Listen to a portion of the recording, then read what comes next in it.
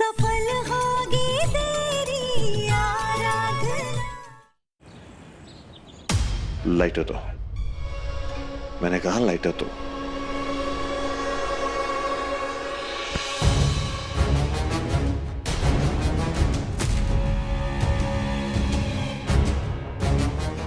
I'm sorry. I'm really sorry, MD. मुझे लगा कि मैं आपको हमेशा हमेशा के लिए खो दूंगी। ऐसा लगा जैसा मुझे कभी मिलने नहीं आएंगे, कभी मुझे देखने नहीं आएंगे। जैसे कि आप अपने पूरे परिवार के बहकावे में आ चुके हैं। पर मुझे बताइए ना एमडी, हाँ क्या हम साथ नहीं हैं? ये बच्चा आपका है एमडी, आप इसके पापा हैं। क्या इस बच्चे को कभी पिता का प्यार नहीं मिलेगा?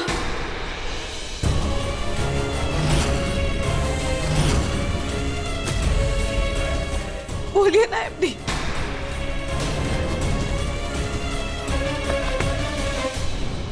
I love you MD. अगर आप मेरे साथ होंगे ना तो मैं कभी ऐसा कुछ नहीं करूंगी, I promise।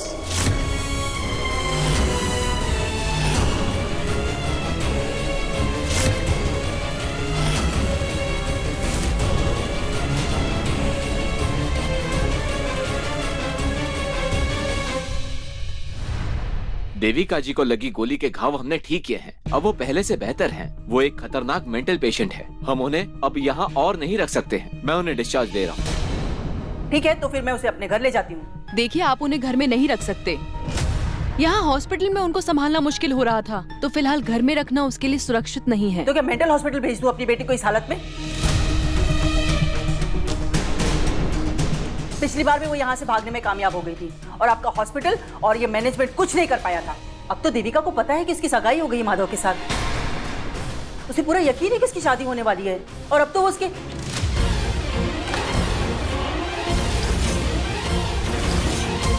माधव जी, हम सब ने देखा है कि आप ही हो जो उन्हें संभाल सकते हो। देखिए मैं समझ सकता हूँ, लेकिन क्या मतलब है? अब तक जो मेरी बेटी के साथ हुआ उसकी जिम्मेदारी कौन लेगा? देखिए एक सेकंड, बात कर रहे हैं ना, बात। डीएनए टेस्ट की रिपोर्ट आ गई है।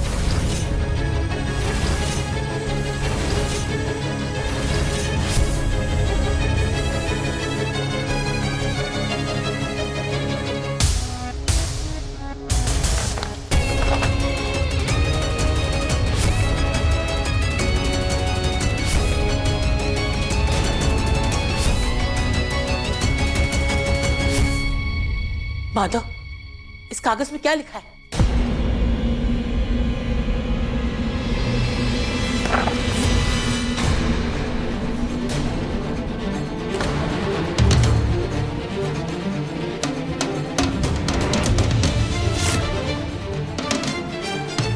रिपोर्ट पॉजिटिव आई। माधव ही उस बच्चे के पिता है।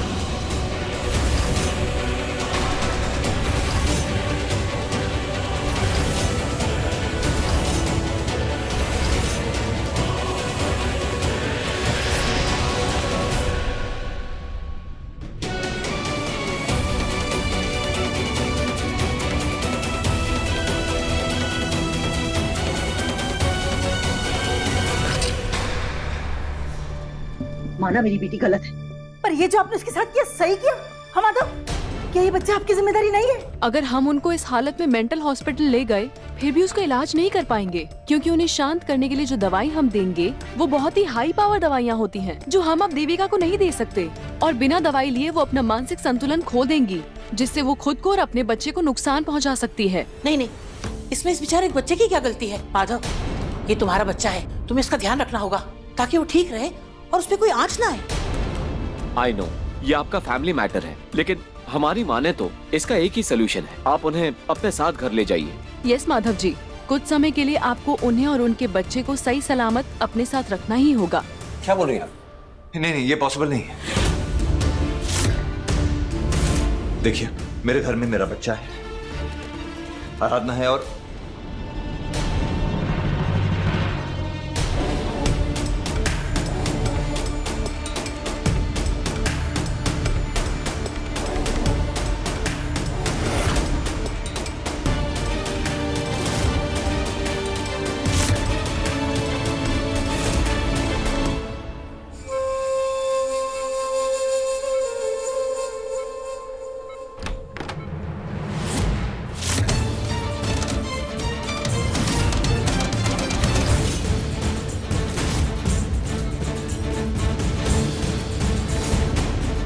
मैंने तुमसे कहा था कि मुझे सिर्फ साहब जी की फिक्र है।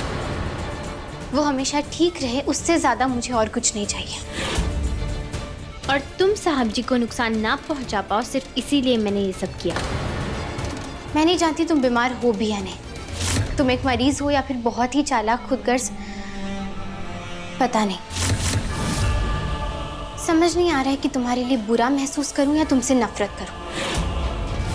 लेकिन ये बात भी सच है कि अब तुम अकेली नहीं हो, तुम्हारी कोख में एक नन्ही सी जान भी है।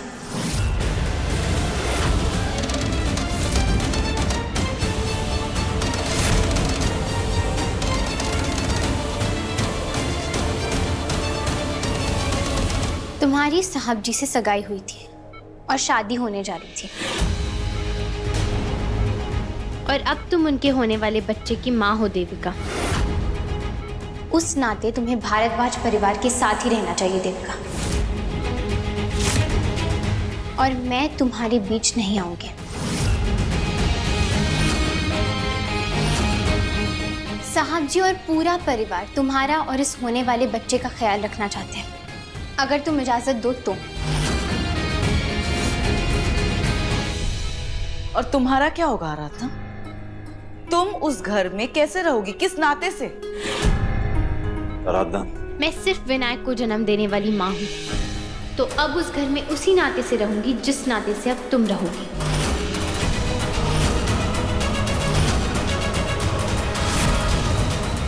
हाँ देविका, विनायक के लिए आराधना को हमारे साथ रहना ही होगा। मेरी और एमडी की शादी का क्या? हमारी सगाई हो गई है ना एमडी, तो अब शादी भी होगी ना। लेकिन उसके लिए तुम्हें पहले ठीक होना होगा ना। अपना और अपने बच्चे का बहुत ख्याल रखना होगा, और गुस्सा तो तुम बिल्कुल भी नहीं कर सकती। मैं गुस्सा बिल्कुल नहीं करूंगी।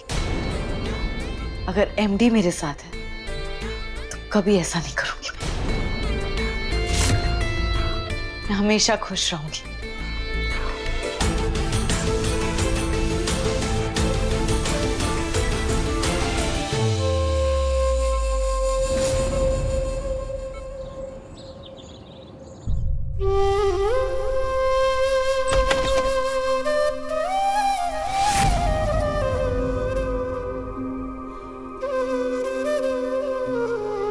हर बार की तरह इस बार भी सारा दर्द अकेले सहना चाहती हूँ ना आराधना। बहुत तकलीफ पहुंचाई है मैंने, है ना? शायद इतनी तकलीफ मैंने जिंदगी में किसी को नहीं पहुंचाई होगी। मैं गुनहगार हूं ना, तुम्हारा दिल तोड़ा है ना मैंने। सजा देना चाहती हूँ तो बेशक दो, लेकिन ऐसे मुंह मत फेरो आराधना। मैं अच्छी तरह जानता हूँ कि सब कुछ बिखर गया है, लेकिन एक चीज अब भी कायम है आराधना, और वो है हम। उस रात को जो मैंने तुमसे कहा था ना, वो बिल्कुल सच कहा था। मैं तुम्हारे साथ अपनी पूरी जिंदगी बिताना चाहता हूं। और मैं ये नहीं जानता कि ये सब कब कैसे हुआ, बस ये जरूर जानता हूं कि मैं तुम्हारे लिए क्या फील करता हूं।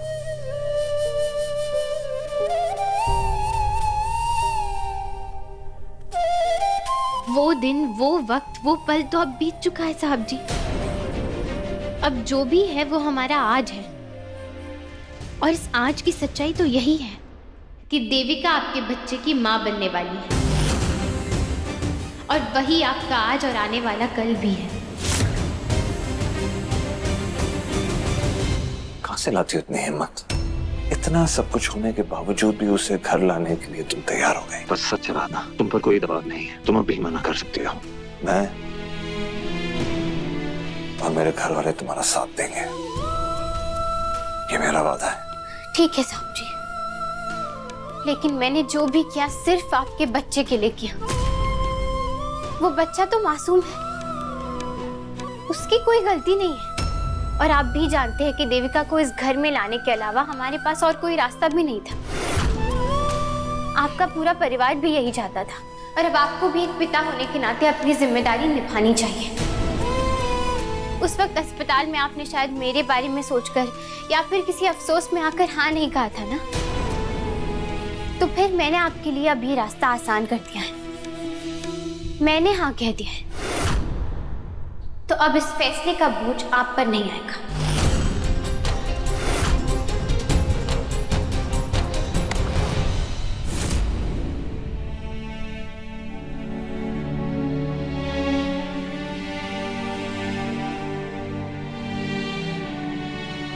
जितनी भी माफी मांगू तुमसे शायद कम होगी यार। I am sorry. कुछ माफ कर दो। कुछ कुछ कुछ कुछ याद क्यों नहीं है?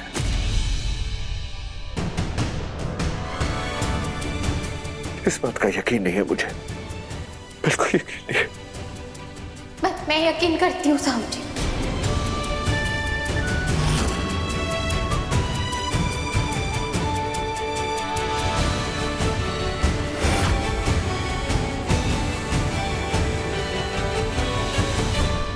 मैं शायद पहले इस बात को नहीं मानती क्योंकि मैं जानती हूँ कि आप ऐसे इंसान नहीं हैं।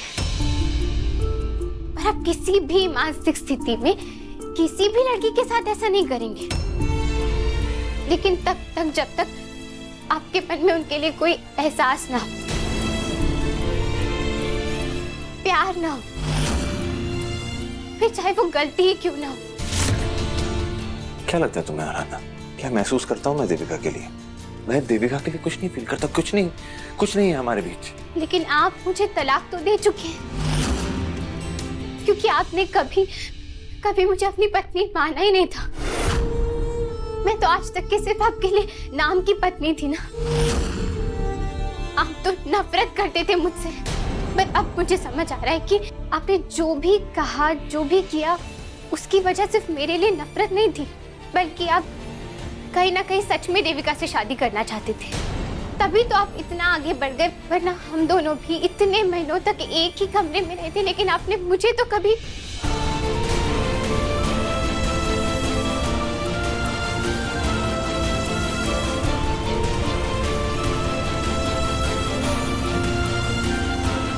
मैंने जिंदगी की हर मुश्किल, हर कठिनाई का सामना हमेशा हंसते हुए किया है, क्योंकि मुझे मेरे दादू ने वही सिखाया था।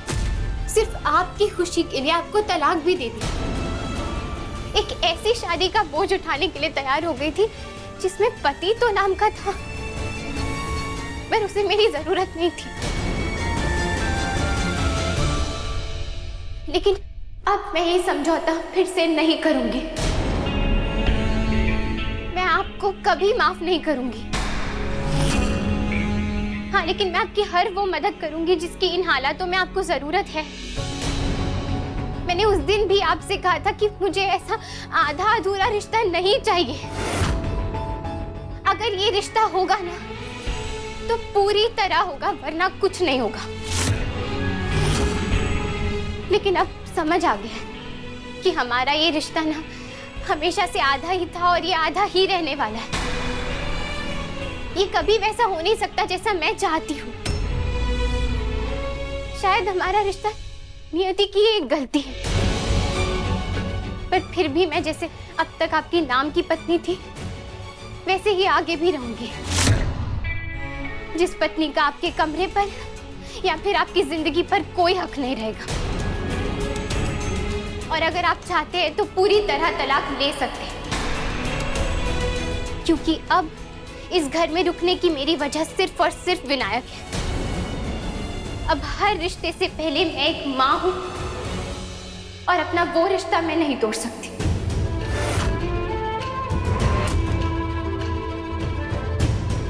मुझे जो कहना था आपसे मैंने कह दिया। अब आप मेरे कमरे से जा सकते हैं।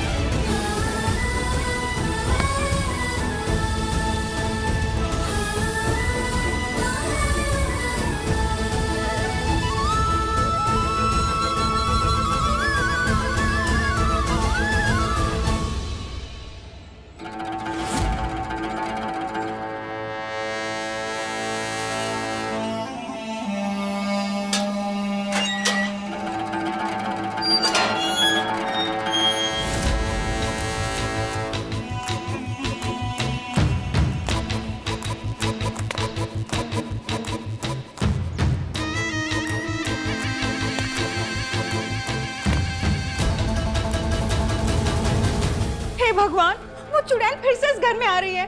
किशन, दादी, मैं कैसे रहूंगी उस चुड़ैल के साथ में? मुझे कितना डर लगेगा ना।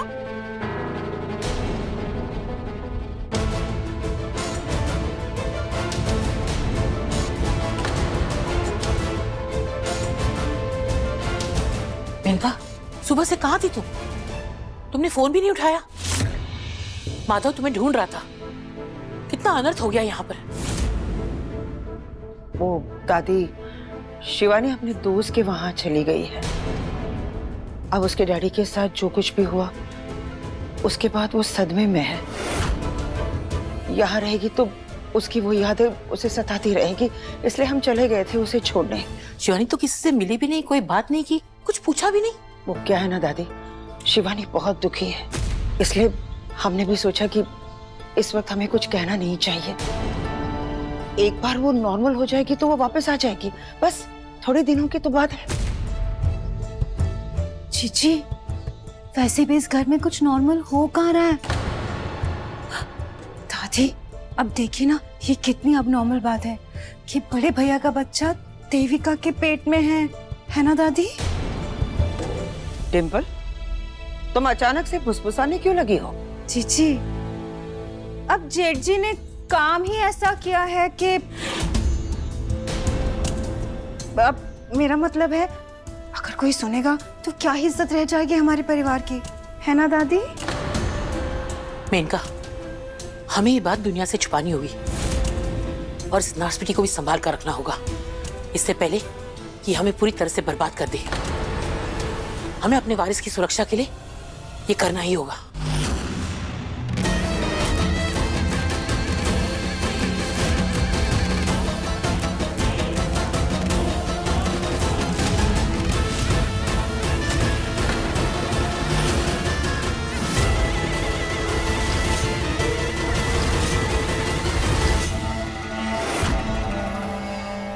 एमडी,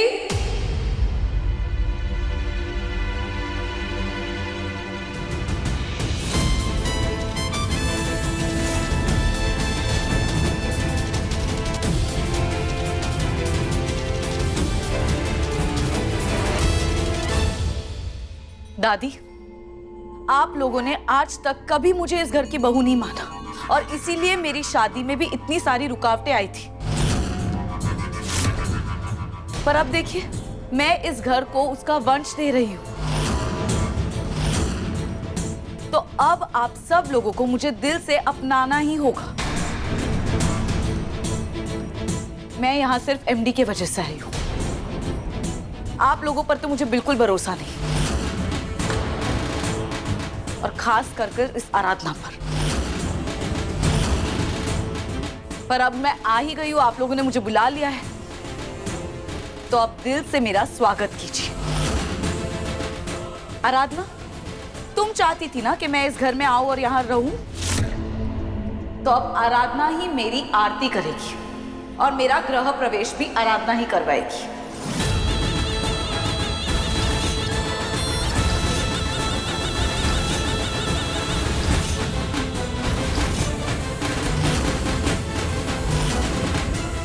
आओ आराधना, आरती करो मेरी।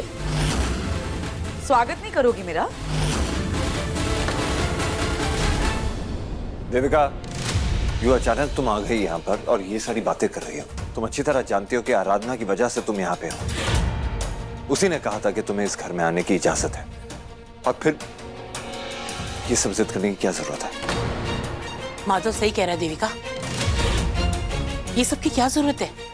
एमडी, बस देविका, बस। बहुत हो गई तुम्हारी मनमानी। हमने तुम्हें यहाँ रहने की इजाजत दी है, इसका यह मतलब नहीं है कि तुम्हारी सारी हरकतों को हम भूल जाएंगे। बहुत झेल लिया तुम्हारा ये नाटक, अब और नहीं झेल पाएंगे हम। मैं कौन से नखरे कर रही हूँ दीदी? मैं तो यहाँ आराधना के बुलाने पर आई हूँ, पर मुझे इस लड़की पे कोई भरोसा नहीं। पिछली बार भी इसने तलाक को अपनाकर मुकर गई थी। पता नहीं क्या क्या किया था इसे मेरी शादी रोकने के लिए। अगर इस बार मेरे बच्चे को या मुझे नुकसान पहुंचाने की फिर से कोशिश कर दी तो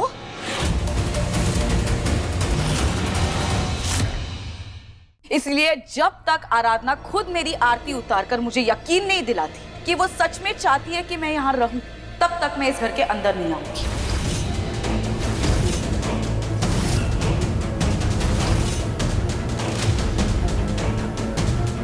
एमडी, इस बार अपने खिलाफ कोई भी नेगेटिविटी या नफरत झेलने की हिम्मत नहीं है मुझ में।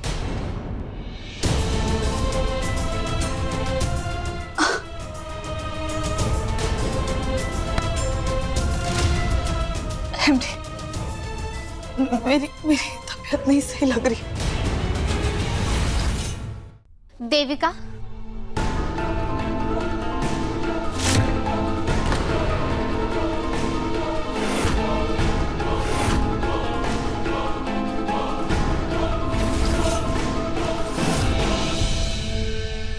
मैं आरती कर देती हूँ।